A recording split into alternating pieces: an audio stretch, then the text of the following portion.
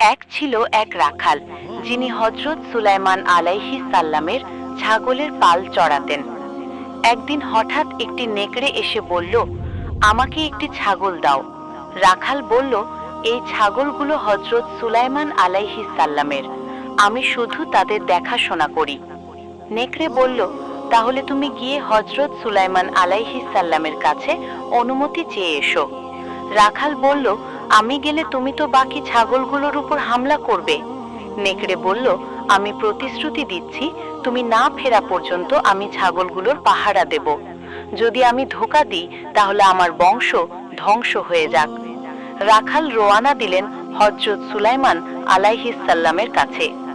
পথে তিনি কিছু অদ্ভুত জিনিস দেখলেন। প্রথমে দেখলেন একটি গরু নিজের বাছুরের দুধ নিজেই খাচ্ছে। রাখাল অবাক হয়ে বলল, সুবহানাল্লাহ, এটা নিশ্চয়ই কোনো রহস্য।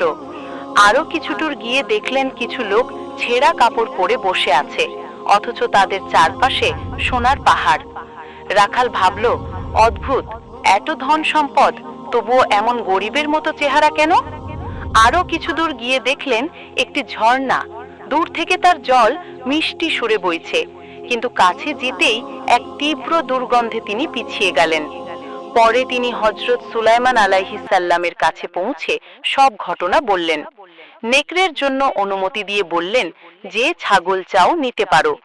এরপর রাখাল প্রশ্ন করল, আমি পথে যে দৃশ্যগুলো দেখেছি সেগুলোর মানে কি?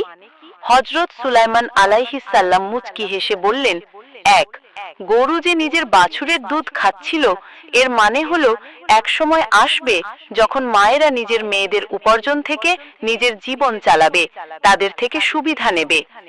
দুই, যে লোকেরা সোনার মাঝেও গরিবের মতো ছিল, তারা চুরি ও হারাম উপার্জনে ধনী হয়েছে। এমন সময় আসবে যখন মানুষ হারাম টাকাতেও সুখ খুঁজবে, কিন্তু বরকত হারিয়ে যাবে। তিন, যে ঝর্ণার পানি দূর থেকে সুন্দর লাগছিল কিন্তু কাছে গিয়ে দুর্গন্ধ ছড়াচ্ছিল, তারা সেই সব মানুষ যারা বাহিরে ধার্মিক দেখায় কিন্তু মনের ভিতর দুনিয়াবি লালসায় ভরা। দূর থেকে নেকি মনে হয়, কাছে গেলে সত্তা পাওয়া যায় না। এই কথা শুনে রাখাল কেঁদে ফেলল এবং বলল, হে আল্লাহ, আমাদের এমন সময় থেকে রক্ষা করো। যখন সে ফিরে এলো, দেখল নেকড়ে সত্যি ছাগলগুলোর পাহারা দিচ্ছে। রাখাল বলল, হযরত সুলাইমান আলাইহিস সাল্লাম বলেছেন তুমি একটি ছাগল নিতে পারো। নেকড়ে চারদিকে তাকিয়ে সবচেয়ে দুর্বল ও অসুস্থ ছাগলটি বেছে নিল। রাখাল জিজ্ঞাসা করল, এই ছাগল কেন নিলে?